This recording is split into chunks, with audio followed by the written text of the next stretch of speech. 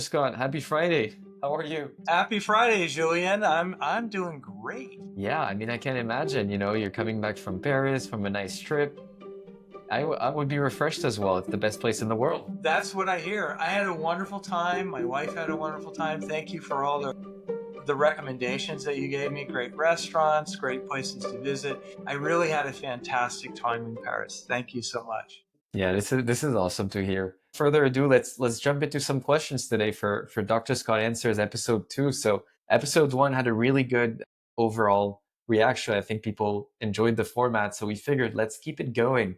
Let's take some questions off of Reddit and start to put them out there.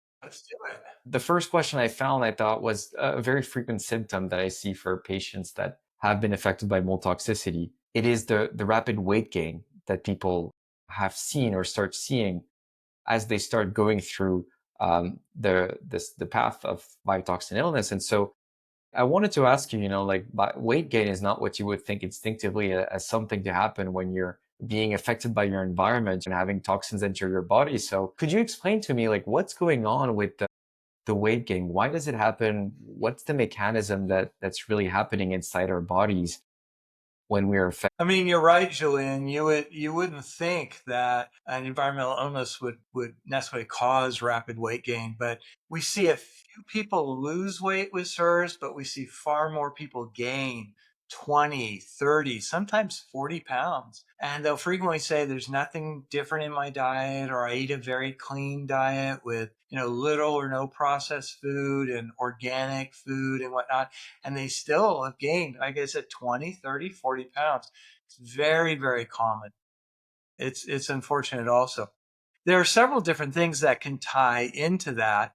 I mean, first of all, we know that most people that have SIRS are not making energy at the cellular level as well as they were before they started to get sick. And so they don't have as much overall energy, and oftentimes they can't work out as much.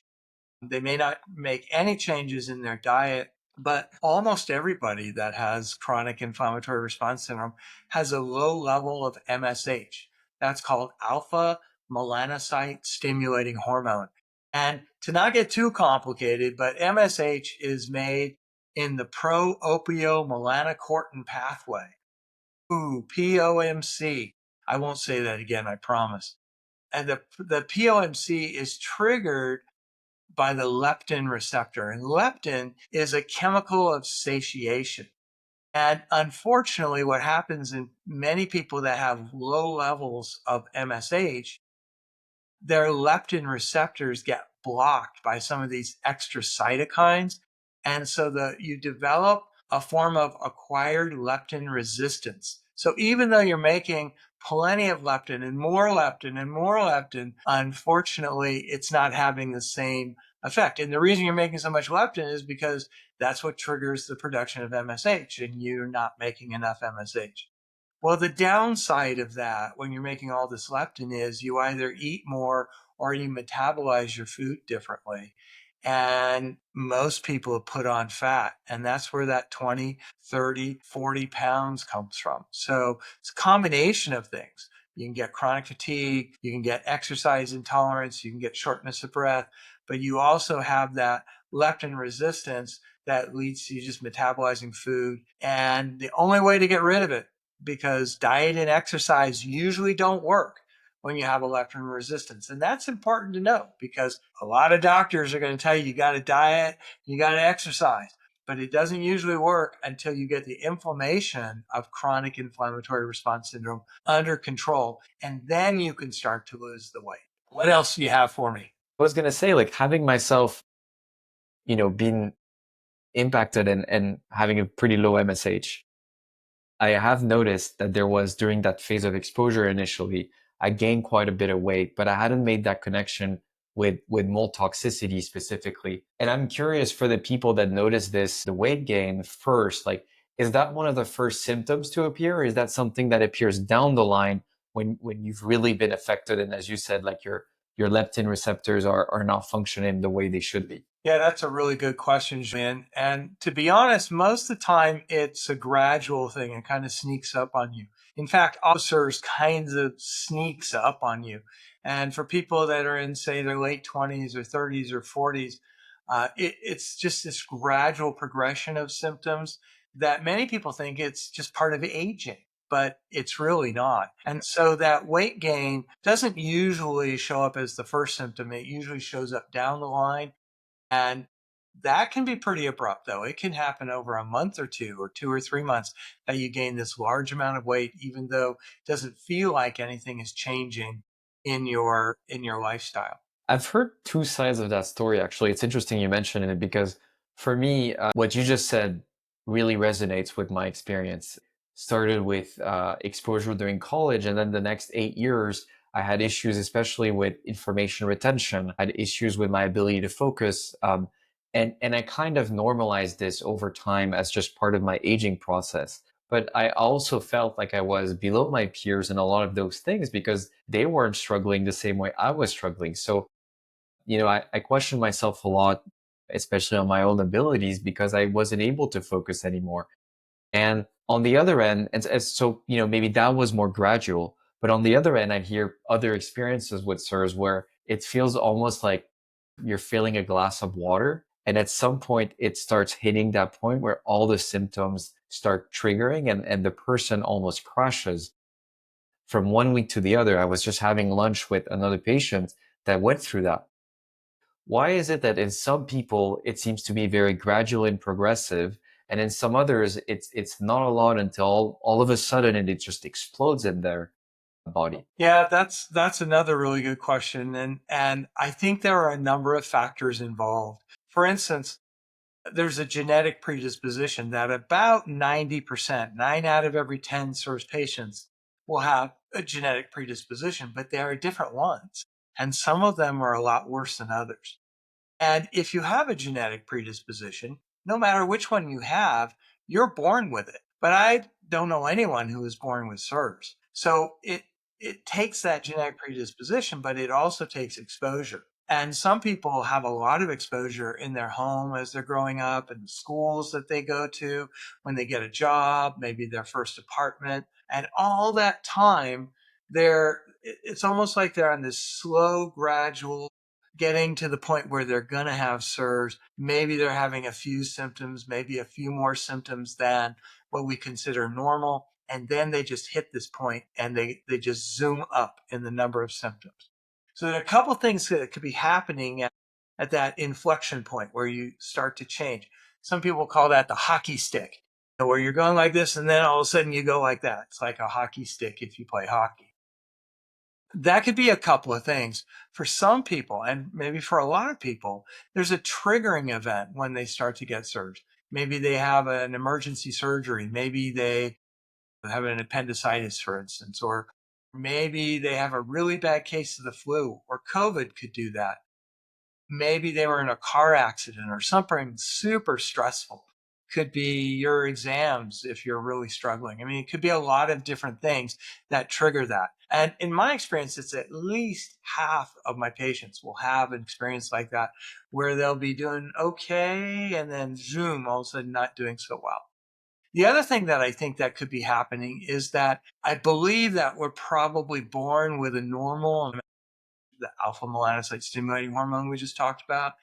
But over time, as a result of SIRS developing, it starts to drop out. And when it drops out, zoom, there's another good time for you to go up the hockey stick because now you're just not protecting yourself. Your innate immune system is not working as well. And so, like I said, that's another time where we see just really a huge increase in the number of symptoms.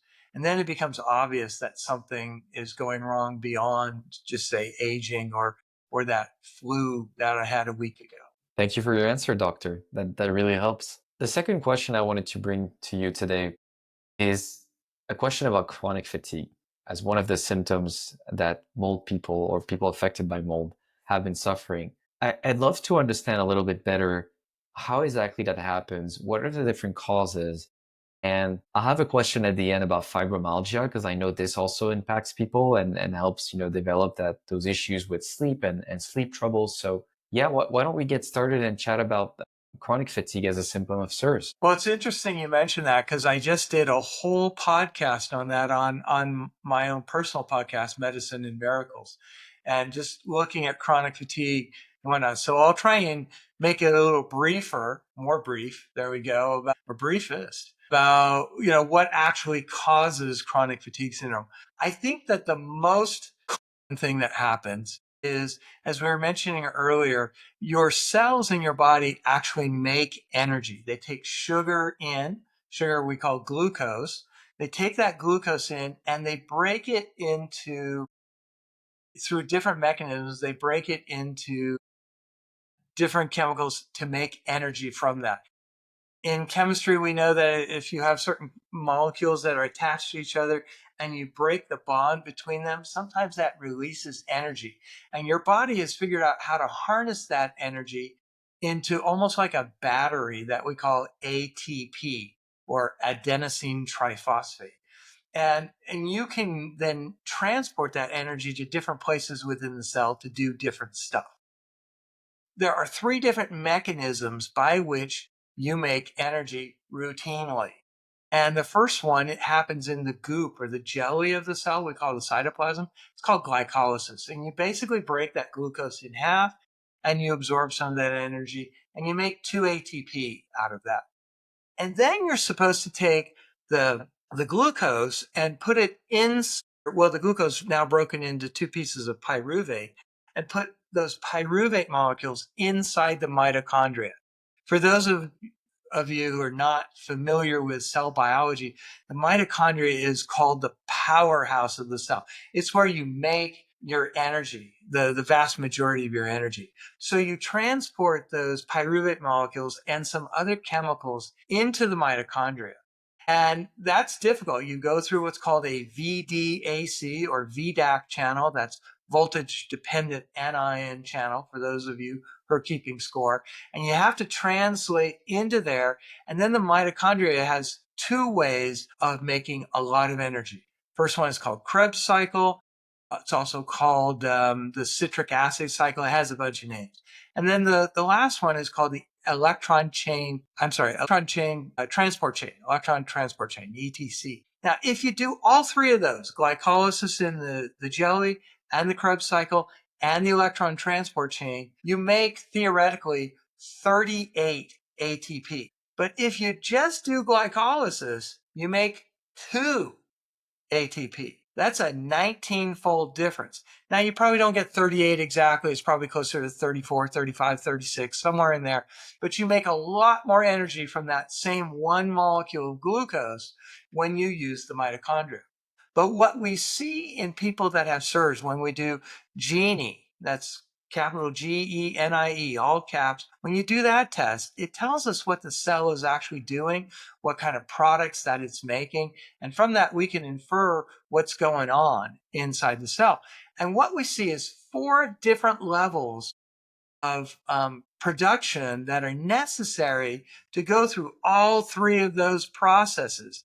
4 different production levels are being decreased in people that have CIRS. So the first one is that there's less protein production from ribosomes. Again, a ribosome is where you make protein in your cell. It's in the jelly of your cell, the cytoplasm. The second thing that we see is that there are some ribosomes in the mitochondria, and they are making less proteins than normal also. And then the third thing we see is some of the DNA that's actually in the nucleus of the cell is necessary to make some of the proteins and enzymes and chemicals that are necessary for the mitochondria to do its job. So the DNA is transcribed. That's a fancy name for making a copy of it in the nucleus. That transcription factor we call messenger RNA or mRNA then goes, you probably heard of that from the COVID vaccine because they were mRNA vaccines. That mRNA then comes out of the nucleus and goes into the goop of the cell, the cytoplasm. It goes to the ribosomes. And from there, it's made into proteins. And then those proteins go into the mitochondria so that you can do all 3 of those steps. but we see that the DNA in the nucleus isn't being transcribed as much, and the number of mRNAs is going down, so you make less protein. And then last but not least, if that's not enough, there are chemicals called translocases that their job is to take those different chemicals and the pyruvate and everything and move those into the mitochondria through those VDAC channels that I mentioned earlier. And for some reason, you're not making as many of those too. So you've got 4 different areas of energy production that make it really difficult for you to go from making the 2 ATP per molecule glucose to the 38 that happen if you're using the mitochondria well. And on top of that, if you use chemicals like itraconazole or other antifungals, if you use those orally for 30 days or longer, those chemicals tend to shut down the VDAC channels also and make it impossible for the chemicals to get into the mitochondria. So you got all sorts of things going on that make it so that your individual cell is not making a lot of energy. That's a long answer, but there's more to it than that. Not only is your individual cell not making a lot of energy, but it's not alone. And globally, throughout your body, you're not making sufficient energy. And that means that those cells can't do their function. And globally, you have less energy. And so that leads to chronic fatigue throughout your whole body. Now, there are other things that can cause that. The biggest one is probably most people, certainly most adults, like 98% of adults who have um, who have CIRS don't sleep very well.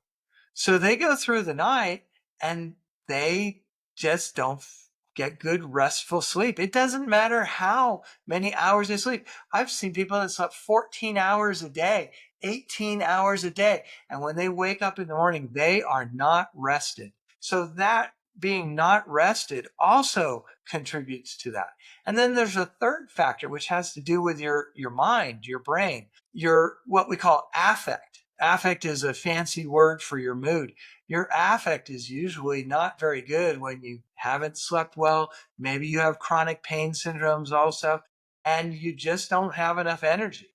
And so from a mind sense or a mood sense, you end up being tired also. So when you put all of those factors together, it's not surprising that almost every one of our patients, well over 90% of adults, have chronic fatigue. And I'll mention one other thing. As we were talking about on the previous question, it doesn't usually just start like overnight you have chronic fatigue. It usually starts as you start having some bad days where you just don't feel very good. And then you start having more and more bad days. And then more and more bad days. And pretty soon you're having mostly bad days and an occasional good day. And pretty soon you have rare or maybe not any good days. And that's how chronic fatigue comes upon you. And that's important to understand that as you're getting better, it goes the opposite direction. We'll talk more about that later. Thank you so much. Yeah, that was a long-winded question, but a really informative answer here. And to your point, when I was thinking about my own experience, it was also that progressiveness, right? Like I had those bad days, but at the beginning it was once now and then I think when I started to take action and got the diagnosis, it was multiple times a week that I would be having those days where I'd be foggy, lethargic, tired all day, and I was no longer living the day, I was pushing through it. So it's definitely a very good depiction of what happens as a patient. Sure. And imagine, Julien, if you didn't find your diagnostic answer. Imagine it was another 6 months. Imagine it was another year, another 2 years, and you continue to have that degradation of your energy level and your cognitive level. It can get to the point where you're completely disabled. So let's talk about treatment this time. I know we talked about two symptoms, and I think it's important to shed light on them because that's often the way to say, hey, you know what, I might be concerned because I'm starting to see those clusters happen to me. But I wanted to take the last part of today's session to chat about symptoms improvement and talk about what is the path to getting better and what sounds realistic, especially across your experience with thousands of patients. I believe you've seen quite a few of them. So you've conducted some studies. You've also had the opportunity to work with other researchers in the space, notably Dr. Richie Shoemaker. And I was curious to hear, like, I'm a new patient of CIRS. I'm trying to think about what the path to recovery might look like. And I will caveat by saying that not everybody's path to recovery is going to be the same. But what could I expect, as a patient starting to take one of the protocols, especially the Shoemaker protocol? Well, you just have good questions today. I guess these all came from Reddit, so maybe I'm giving the credit to the wrong person. But so whoever asked that, excellent question. Um, it depends on the individual person. Like men tend to get better faster than women do, and tend to have a higher recovery rate. And we don't know why that is. Men tend to get this disease less. Different haplotypes can change how you get better. But if you're following the treatment protocol, the most important thing is that you get out of your bad environment. So that means, remediating or moving and cleaning your possessions, and maybe even having to discard some. It may mean changing a job or whatever, but you got to do that. And if you don't do that, it's really hard to get much better. There are a few people who are early in symptoms who can, but for the most part, you need to do that. You need to really prioritize that. The second thing is you have to take a binder. And, the best binders are cholestyramine and cholestyramine.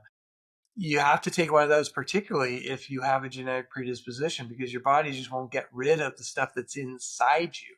So step one is not bringing more stuff inside you because you're breathing it from your water damaged building. Step two is get whatever's inside you that may be triggering you from the inside, get that out of your body. And that's what the binders do. My experience is if you're using the binders correctly and you get out of exposure, that close to 90% of adults and close to 100% of children will have dramatic improvement, usually within 2 to 3 months, dramatic improvement, 70 to 90% improvement, if they can just do those two things. That's what my data shows. And what we also see is, the timeline of that is most of our patients have on average like 21, 22 of the 37 symptoms. Some have more, some have a few less. I typically see by the end of the first month of that therapy, what you're taking the binder, that you'll have 4, 5, 6 of your symptoms will be considerably better. They may not be the life-changing symptoms like all of a sudden my chronic fatigue is gone or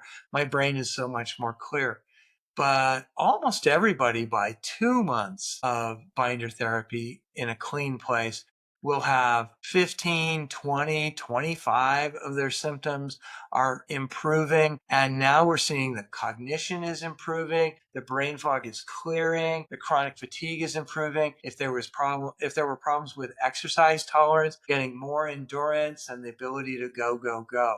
And that's typically what I've seen. There are some people that will have delays in that. It's generally because they're not taking enough binder or an effective enough binder, or they're still getting exposed, or they have mark-ons in the back of their nose that are not being treated.